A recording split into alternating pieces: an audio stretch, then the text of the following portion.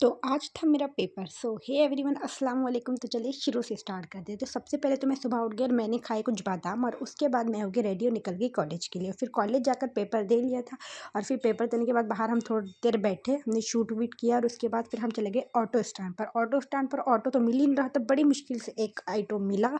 तो उसके बाद ये देखो, इतनी ट्रैफिक। इलेक्शन स्टार्ट है इसलिए बहुत ट्रैफिक थी, तो बहुत ही मुश्किल से इस ट्रैफिक से छुटकारा पाया, और फिर जाकर हम पहुंच गए घर। तो फिर घर जाकर देखा तो आंटी ने बनाया था मेरे लिए चूड़ा, और फिर चूड़ा भी था, पिज़्ज़ा भी था। और पिज़्ज़ा और चूड़ा हो और मैं ना खाऊं, ऐसा तो हो ही नहीं सकता। फिर झट से झट मैंने लिया, फिर उसका किया मैंने मर्डर। मुझे इस पिज़्ज़ा का मर्डर करते टाइम पे बुरा तो बहुत लग रहा था, पर क्या करें, अपनी पेट की आस बुझाना है तो इस बेचारी की बलि तो चढ़ाना ही पड़ेगा। तो क्या था, फिर मैंने इस पिज़्ज़े को काट लिया, और उतनी में ही मुझसे मिलने आ गई मंजुलिका।